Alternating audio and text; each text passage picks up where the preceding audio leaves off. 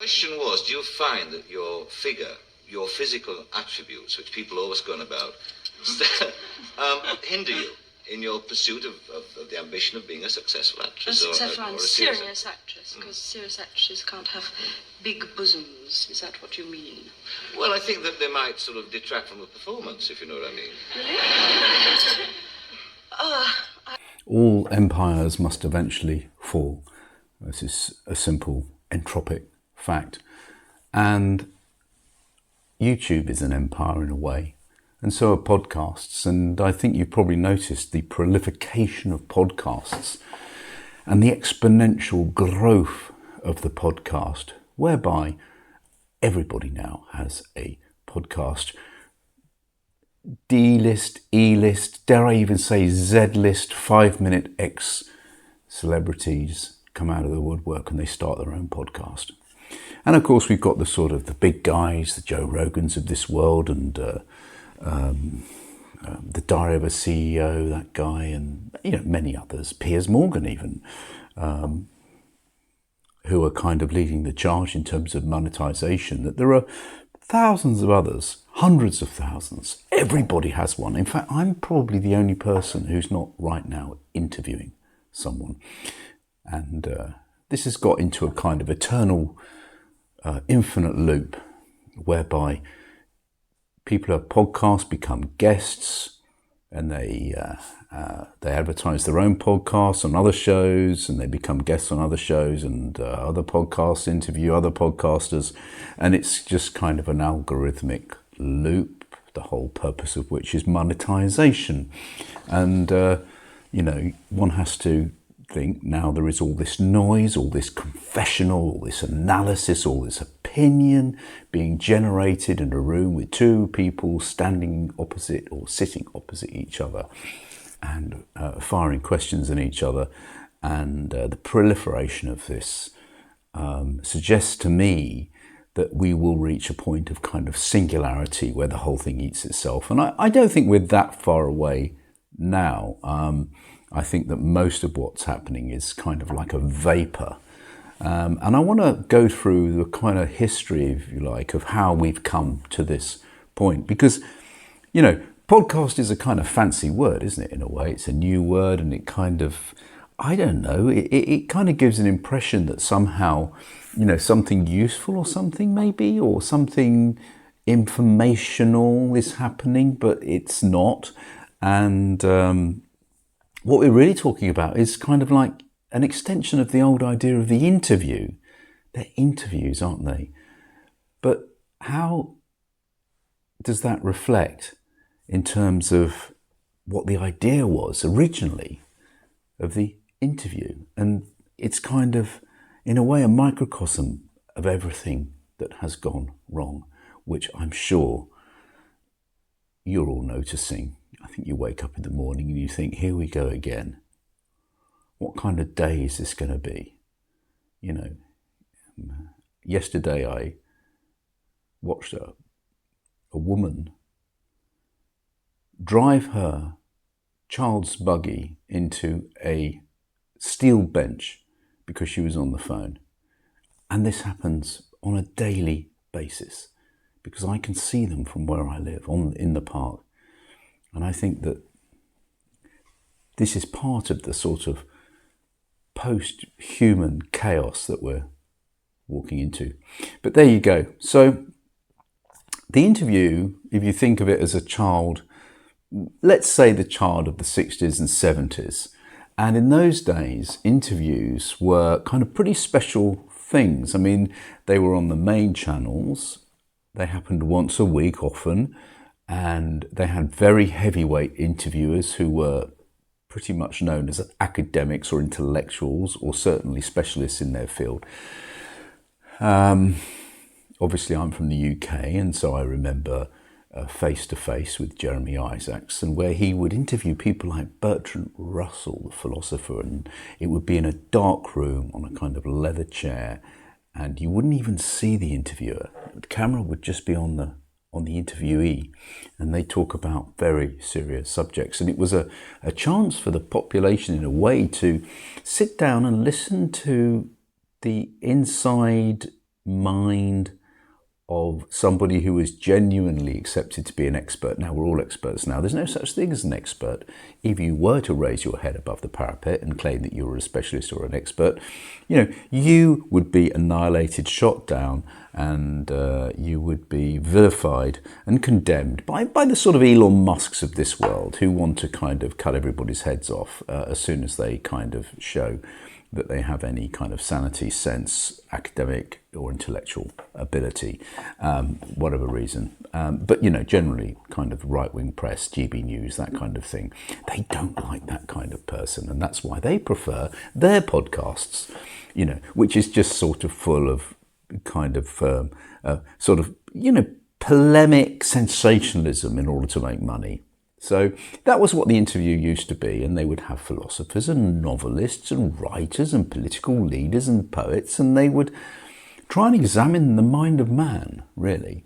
And then politically, we had people like Brian Walden, who would do a weekly political interview. Can you imagine that there was a weekly political interview on Sunday by one man, Brian Walden, a tough interviewer who would not take any bullshit, and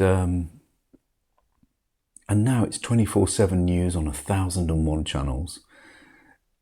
The saturation in such a short period of time, the lack of any filter, the noise, the vapour, it means absolutely nothing.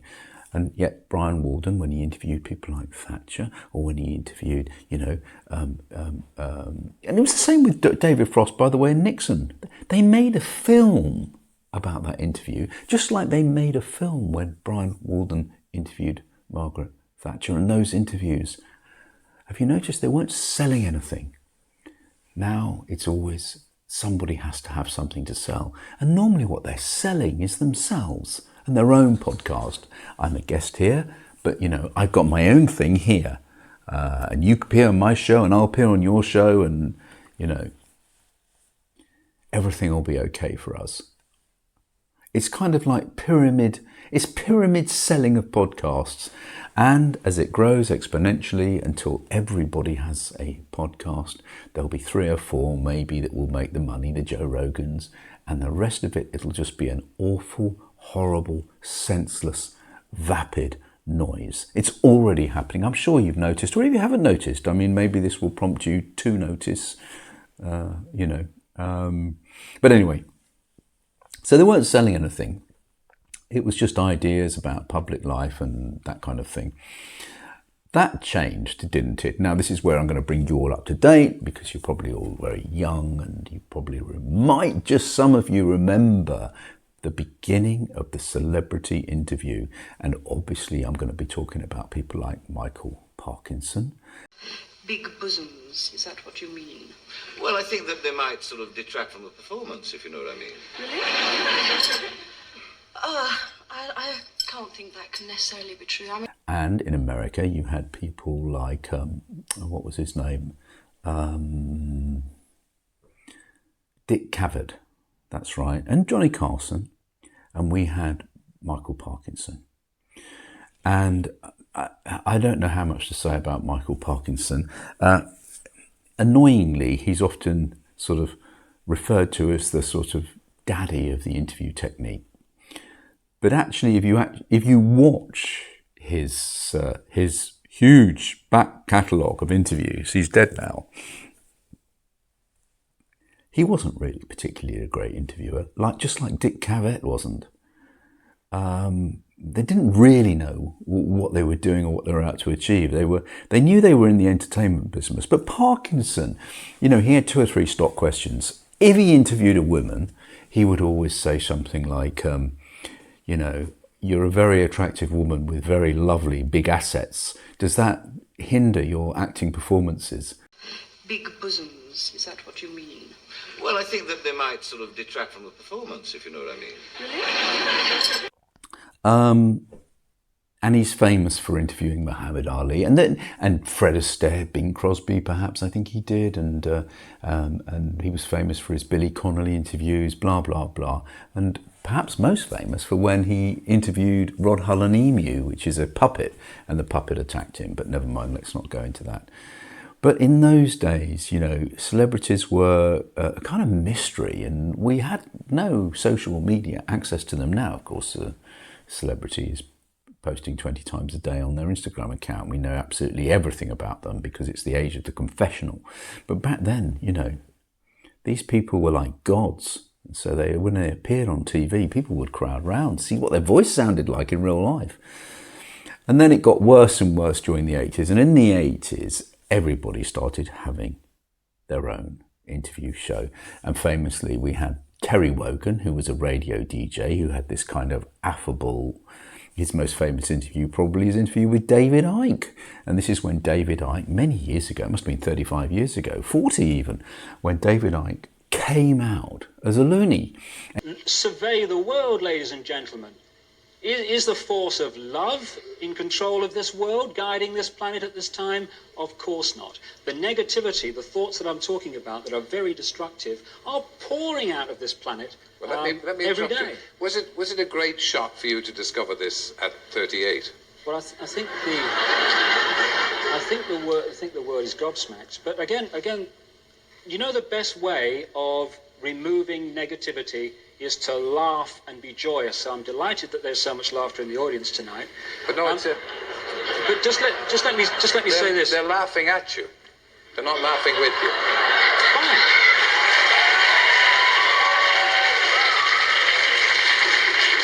And he came out as a loony on live TV during an interview. You know, it's the famous Son of God interview. And Terry Wogan's famous line was, because the audience were laughing at David Icke, and I think Icke made a quip about it, and Wogan said, "They're laughing at you, they're not laughing with you." It was very embarrassing, actually, and the whole thing. It was a bit strange watching a man having this kind of like weird kind of breakdown live on TV, which of course he never recovered from. And in fact, that's probably one of the reasons that he spent 40 years writing books, is that he's been digging down on that interview, refusing to accept that he had kind of lost his way. But anyway, there you go. I don't want to go down that route. But you had David Letterman in America, and you had, of course, Ellen DeGeneres. She's had a lot of bad publicity about how she conducted herself behind the scenes.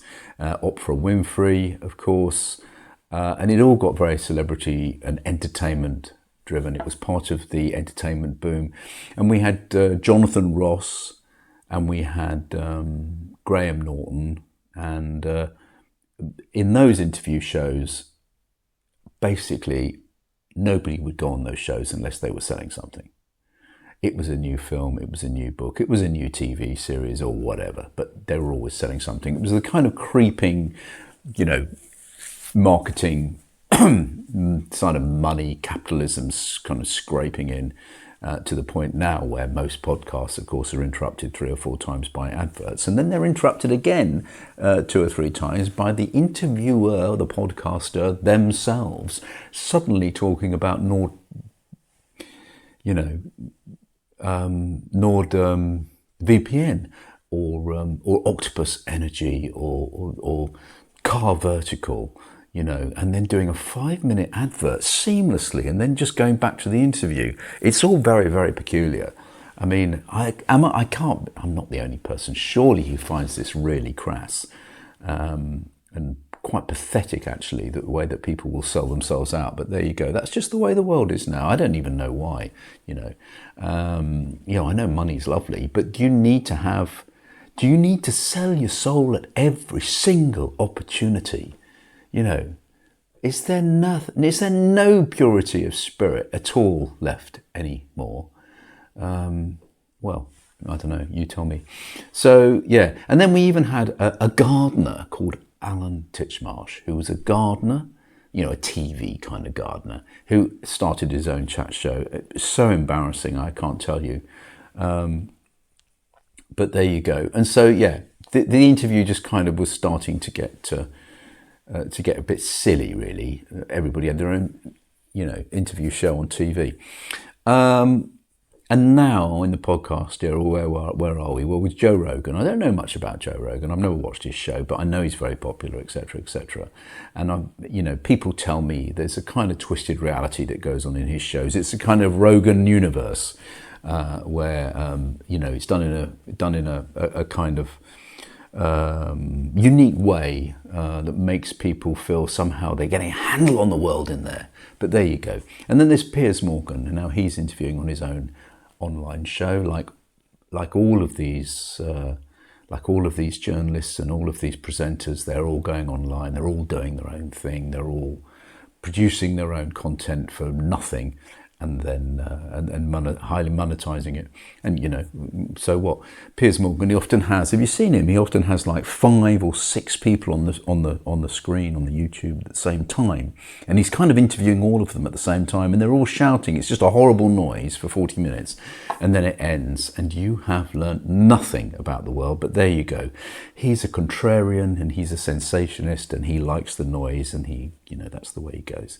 And then you've got Diary of a CEO podcast, and you see the same old faces appearing on his podcast to appear on other podcasts, and he's just interviewing quacks now, by and large, one quack after another. A quack, I don't really know what a quack is. A quack is kind of like somebody who purports to be an expert, but doesn't really have any qualifications, but is saying things with some authority, perhaps. So there's infinite interviews. It's growing all the time. It cannot stop. It's a kind of zero cost game. There's it doesn't cost anything to put on a podcast.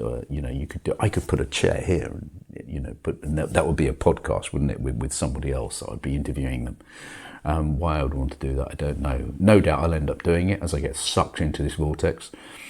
And now it's been the rise, eventually now we've got the rise of the vocational, professional podcast guest. It's quite extraordinary, isn't it? It's now become an occupation. And I suppose, this is part of the evolution of vocational jobs, which have been caused by social media. I mean, everything from the Instagrammer to the OnlyFans girl and, many, many others. And now we have the not only the podcasts, but the professional podcast guests. Who am I talking about? Well, there are thousands of them. But 3 that might come to mind. Rory Sutherland. Has Rory Sutherland... I mean, how many podcasts a day does that man do? Rory Sutherland is the very, very large smoking marketing guru who has appeared on every single podcast that's ever been produced, and probably does 20, 30 podcasts a day. And in it, he speaks with a kind of amiable, affable authority about the idiocy of current marketing ideas. And, and he's got 4 stories. One of them is about McDonald's, which is, I'll tell you right now and spoil it for you, which is that the thing about McDonald's genius is that it's not good food, but it's never bad food. Things like that, which he spiels out, anyway, if you like Rory Sutherland and you think he's giving you something, that's fair enough. But, he's a professional. And then we've got politicians like Yanis Varoufakis, he's famously the Greek ex-finance minister when Greek exploded in about 2008. And he's been doing the rounds for about 5 or 10 years now. And that seems to be what he does now, is appear on podcasts which are always the same theme. And his theme is Europe is finished. Put in the name of the country, if it's European, Portugal, Spain, Germany, UK. He likes to talk about the UK. UK is broken, is dead, is finished, has been destroyed, will cease to exist in 5 years. He does the same thing. I mean, talk about doom. Is this doom scrolling? I don't know. But I mean, it's extraordinary. He's literally a kind of end times guy. Anyway, people like to have him on their podcasts, and they like to hear, his stories of why, the UK is finished and won't exist in 6 years. whatever. And the other one is David Starkey. David Starkey, he comes on, he mentions Henry VIII, he then talks about why Britain is broken, immigrants, Blair, Starmer, bitter, resentment, barely disguised hatred, and then the podcast ends. And, he's quite good value on a podcast, particularly among the right-wing podcasts, because podcasting is really a right-wing business, isn't it? That's where Unheard and that kind of organisation and the many others. Why? Well, I think it's to do with it's sort of jingoistic, it's sensationalist, it's provocative, but probably some of the most dangerous people alive on earth at the moment are podcasters, because they have very large audience, they have no connection with truth, and they're just sort of wild polemics to make money. But there you go. That's just what I think.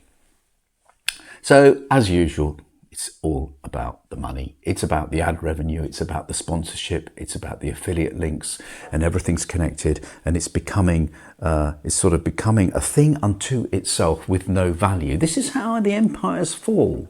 People are so busy kind of making money and spouting off their opinions, and they must be laughing all the way to the bank, these people, but they don't realise that it's all coming to an end. The saturation, it'll just drown like a heavy cloth. It'll just eventually kind of fall down and then crumple up into a little ball.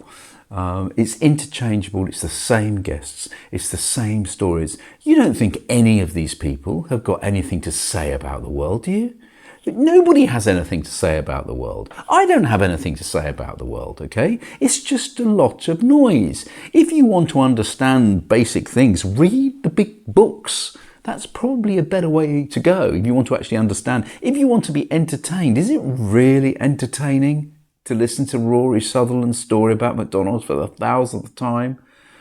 Or Piers Morgan and his rabble-rousing interview guests? I don't know. So, same stories, different hosts. The algorithm is doing wonderful things. It's kind of looped everything up, and it's whisked it up like candyfloss, and it's that's our little kind of sweet pudding that it's delivering to us every day. There's no cost to any of this. You only need 2 mics. Look at me, okay? What am I broadcasting to the world in theory? I mean, for the cost of what? Well, I don't know. The microphone cost $11. I don't know what else to say. And that's it. So it doesn't cost anything, I mean, it's not like the Forsyth saga or one of those great big period dramas that made by the BBC, which cost 200,000 euros a minute to make. Nobody cares about that kind of thing anymore. Drama. Hardly gets made really these days unless it's made by AI. It's just content.